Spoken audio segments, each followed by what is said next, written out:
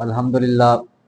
الحمدللہ نحمدہ ونستعینہ ونستغفرہ ونؤمن بہ ونتوکل علیہ ونعوذ باللہ من شرور انفسنا ومن سیئات اعمالنا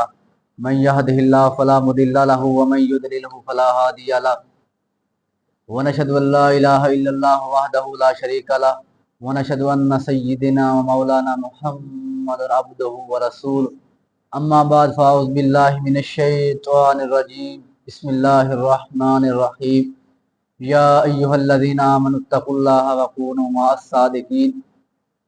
آمنت باللہ صدق اللہ العظیم وصدق رسولہ النبی الکریم الامین ونحن علی ذلک لمن الشاہدین والشاکرین والحمد للہ رب العالمین قال اللہ تبارک وتعالی فی شان حبیبہ مخبرا وآمرا ان اللہ وملائکتہ یصلون علی النبی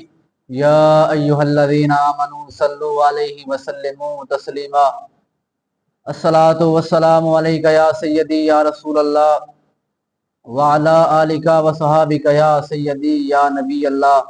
الصلاۃ والسلام علیک یا سیدی یا رحمۃ للعالمین وعلی آلک وصحابک یا سیدی یا خاتم النبیین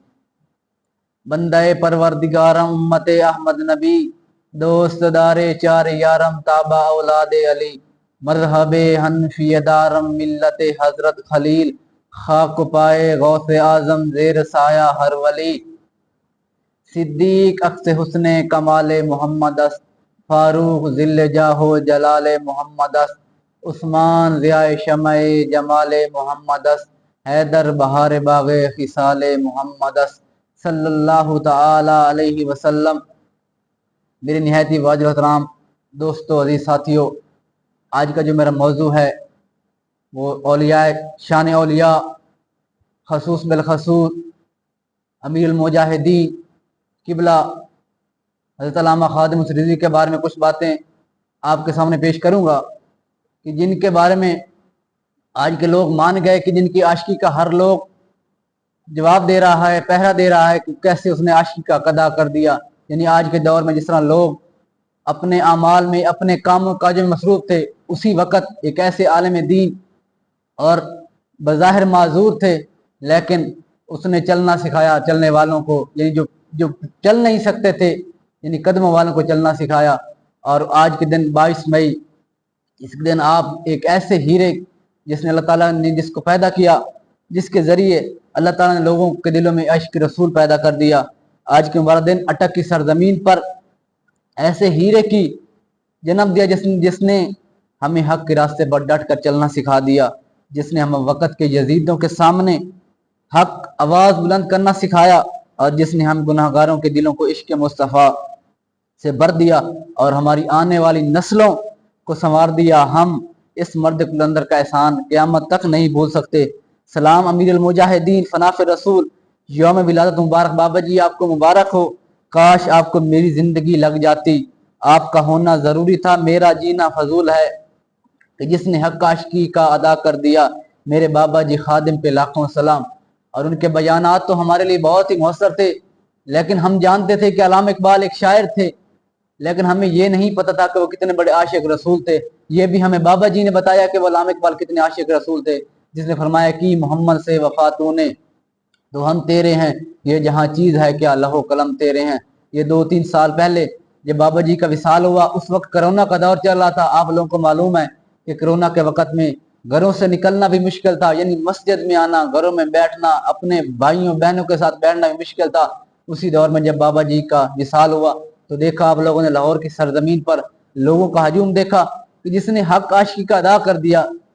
تو اللہ تعالیٰ نے اپنے عاشق کو ایک ایسا مرتبہ مقام دے دیا کہ اس وقت جب لوگ کا آنا مشکل تھا، اس وقت لاکھوں کروڑوں جنازے میں آ کر یہ ثابت کر دیا کہ جب بھی عاشق رسول میدان میں آتا ہے تو اللہ تعالیٰ ان کی حوصلہ افزائی کیسے کرتا ہے۔ اور حضرت امام احمد بن حنبل فرماتے تھے کہ ہمارے فیصلے